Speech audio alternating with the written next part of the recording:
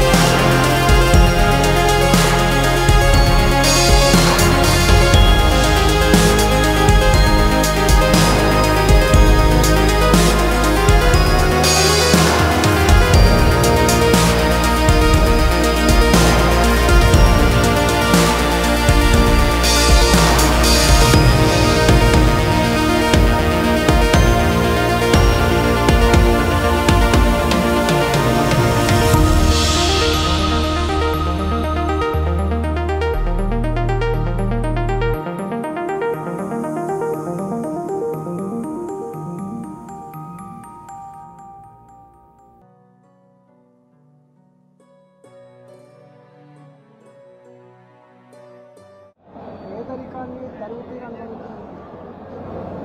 ప్రజల ఆకలిని దుఃఖాన్ని స్వయంగా చూసినటువంటి ఇండస్ట్రీ. ఆయన చదువు రాకపోయినా ఆయన మెదలే ఒక చిప్ లాగా, ఆయన సాహిత్యానికంటే ఎక్కువ కూడా ప్రజల జీవితాలతో మమేకమైనటువంటి వ్యక్తిగా, వాళ్ళ బాధల్ని దరిద్రులు చూసే వ్యక్తిగా వాళ్ళ మీదనే పాటలు రాసి ఇవాళ ప్రతి పాటలో ఒక అర్థం, ప్రతి పాటలో ప్రజల జీవిత విధానాన్ని ఆలోచించిన మానవుడు అందశ్రీ గారు. అందశ్రీ గారితో ఒక 25 సంవత్సరాల దగ్గర పరిచయం. తెలంగాణ ఉద్యమంలో ఆయన రాసిన పాటలు యావత్ తెలంగాణ సమాజాన్ని తట్టి లేపింది, కార్యోన్ముఖం చేసింది, మాలాంటి వాళ్ళకు స్ఫూర్తినిచ్చింది. తెలంగాణ మొత్తం ఉద్యమంలో మాటల కంటే కూడా పాటలకే పట్టం కట్టి పాటలకే మన ప్రజలు ఆకర్షించాయి. తెలంగాణ ఉద్యమంలో కోట్లాది మందికి పాల్గొనడానికి కార్యదీక్షలు అందశ్రీ గారు. అందశ్రీ గారికి అనేక డాక్టరేట్ కాకతీయ విశ్వవిద్యాలయంతో పాటుగా ఇంటర్నేషనల్ పీస్ వాళ్ళు కూడా డాక్టరేట్ సన్మానించడం జరిగింది. వారికి దాసల్ని పురస్కారంతో పాటుగా అనేక రకాల పురస్కారాలు వారికి అందించడం జరిగింది. ఇవాళ వారి పాట తెలంగాణ గీతంగా రావాలని చెప్పి ప్రజలు కలగన్నాను, కానీ వేరే కారణాల వల్ల అది వెళ్ళకపోయింది. కానీ ఆయన రాసిన జయ జయ తెలంగాణ అనే పాట తప్పకుండా రాబోయే తరాలకు అదొక ఆదర్శవంతమైన విధంగా తెలంగాణ గొప్పతనాన్ని, తెలంగాణ యొక్క చైతన్యాన్ని ఆవిష్కరించారు కాబట్టి దాన్ని గీతంగా తెలంగాణ కోరుతాము. ఇవాళ వారి లేని లోటు వాళ్ళ అభిమానులకు అసలు తీర్చలేనిదిగా, తెలంగాణ సమాజానికి మరి ముఖ్యంగా అణగారిన వర్గాల జాతులకి ఒక తీరని లోటుగా భావిస్తూ ఉన్నాం. వాళ్ళు లేరని నమ్మడానికి ఇలా వాళ్ళ అభిమానులు ఎవరు కూడా సిద్ధంగా లేరు. ఇవాళ వారి కుటుంబానికి ప్రగాఢమైన సానుభూతి తెలియజేస్తూ వారి ఆత్మకు శాంతి కలగాలని చెప్పి కోరుకుంటూ వారికి ఘనంగా నివాళులర్పిస్తారు.